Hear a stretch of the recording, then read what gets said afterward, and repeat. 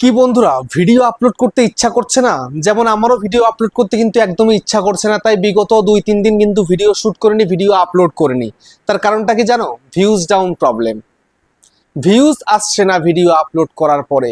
কিন্তু কেন আসছে না সেটা কিন্তু আমি জানি, বাট তোমরা কিন্তু জানো না কেন তোমাদের ভিডিওতে ভিউজ আসছে না, আর কি করলে ভিডিওতে ভিউজ আসবে সেটা কিন্তু জানবে আজকের ভিডিওতে।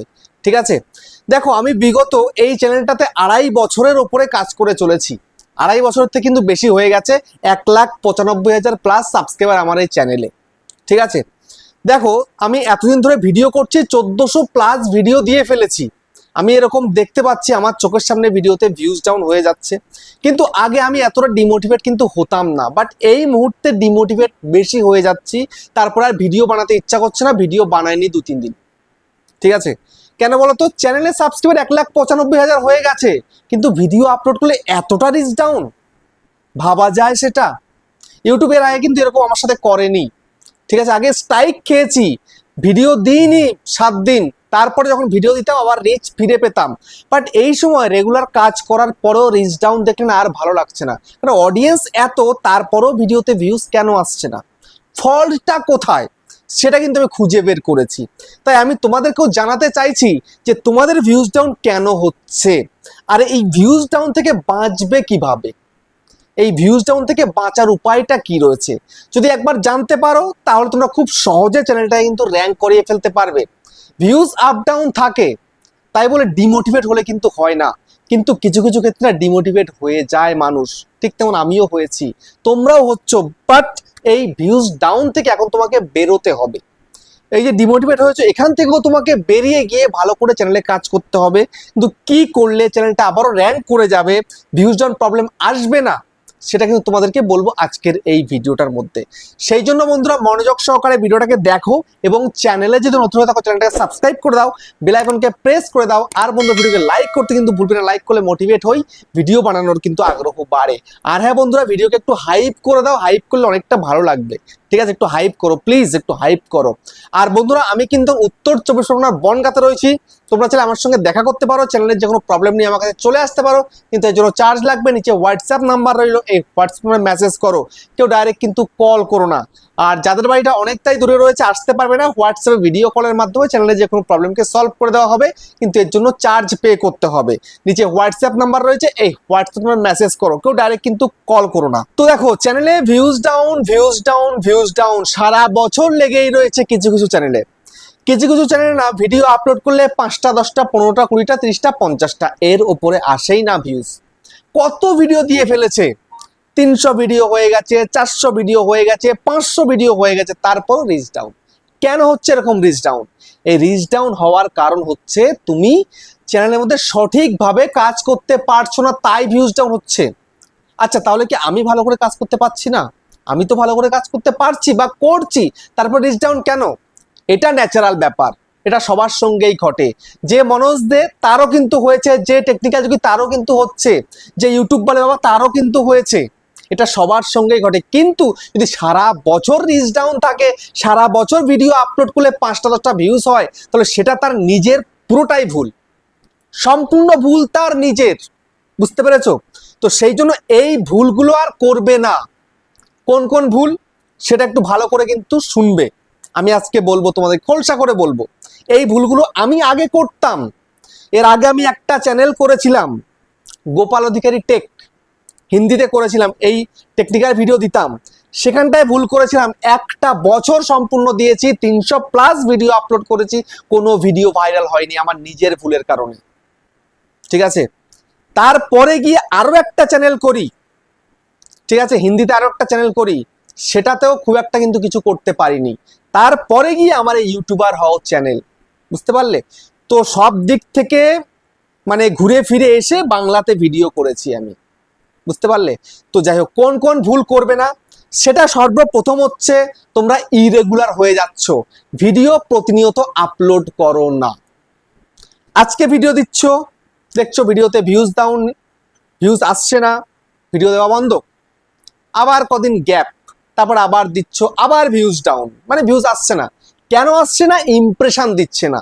ভিডিওতে ইমপ্রেশন আনতে গেলে তোমায় কিন্তু প্রতিনিয়ত ভিডিও দিয়ে যেতে হবে, প্রতিদিন তোমাকে ভিডিও দিতে হবে, তাহলে কিন্তু তোমার ভিডিওর ইমপ্রেশন বাড়বে।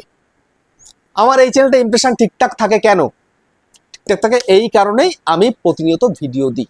লাস্ট 2-3 দিন ভিডিও কেন দিনই জানো? আমি ভিডিও করতে পারিনি, এখনো গলার ভয়েসটা খারাপ, এতটাই ঠান্ডা লেগেছে, ভিডিও করতে পারছি না, আমি ক্যামেরার দিকে তাকাতে পারছিলাম না, ঠিক আছে, আমি রোদে বেরোতে পারছিলাম না, এরকম প্রবলেম ছিল আমার, জ্বর সর্দি কাশি নানা রকম প্রবলেমের জন্য কিন্তু আমি ভিডিও দিতে পারিনি। না হলে ওই যে ভিউজ ডাউনটা হয়েছিল, ভিউজ ডাউন থাকতো না আমার।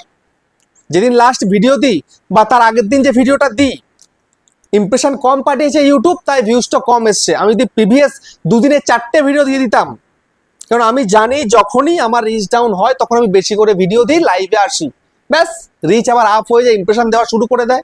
তোমরাও এই কাজগুলো করো, আমি এটা কাজ করে খুব ভালো ফল পেয়েছি।